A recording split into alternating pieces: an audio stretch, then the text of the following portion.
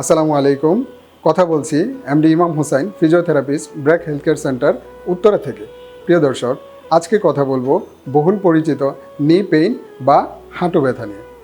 সাম্প্রতিক এক গবেষণায় জানা গেছে যে বাংলাদেশের প্রতি 100 জন মানুষের মধ্যে 7 জন মানুষ জীবনের কোনো না কোনো সময়ে তীব্র থেকে তীব্রতর হাঁটু ব্যথায় ভুগে থাকেন। চলুন জেনে নেই হাঁটু ব্যথার কী কী কারণ আছে। হাঁটু ব্যথার কারণগুলোকে মোটামুটি 3টি ভাগে ভাগ করা যায়। প্রথমত অস্টিওআর্থ্রাইটিস বা ডিজেনারেটিভ চেঞ্জ অথবা হাড্ডি ক্ষয় রোগ, যেটাকে আমরা বলে থাকি। দ্বিতীয়ত আঘাতজনিত ব্যথা। আঘাতের কারণে আমাদের হাঁটুর যে স্ট্রাকচার বা লিগামেন্ট আছে, লিগামেন্টগুলো ছিঁড়ে যেতে পারে, যেমন ACL ligament, PCL ligament, even কি মিনিসকাস ইনজুরি পর্যন্ত হতে পারে। তৃতীয়ত যে কারণটি আছে সেটাকে বলা হয় আর্থ্রাইটিস বা বাত।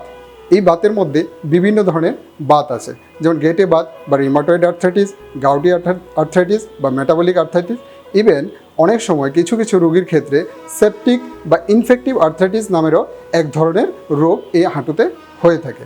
চলুন দর্শক জেনে নেই এই হাঁটু ব্যথা হলে কী কী লক্ষণ দেখে আপনি বুঝবেন আপনার হাঁটু ব্যথা তীব্র থেকে তীব্রতর দিকে যাচ্ছে।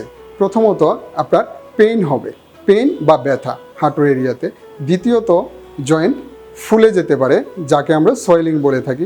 তৃতীয়ত আপনার জয়েন্টে ইনফ্লামেশন হতে পারে। চতুর্থত আপনার জয়েন্টে স্টিফ বা শক্ত হয়ে যেতে পারে। সবচেয়ে গুরুত্বপূর্ণ বিষয়টি হচ্ছে আমাদের যাদের হাঁটু ব্যথা হয়, হাঁটু ব্যথা হলে আমরা আসলে আমাদের দৈনন্দিন অ্যাক্টিভিটিসের মধ্যে, যেমন সিঁড়ি দিয়ে উপরে ওঠানামা করা, কিংবা হাঁটু গেড়ে নামাজ পড়া, কিংবা লোকোমোটে বসে আমাদের প্রস্রাব বা পায়খানার মতো গুরুত্বপূর্ণ কাজগুলো করতে কষ্টসাধ্য হয়ে যায়।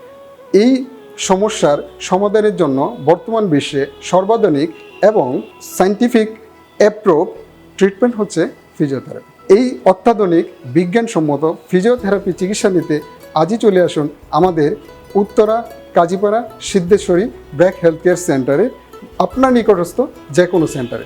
ধন্যবাদ।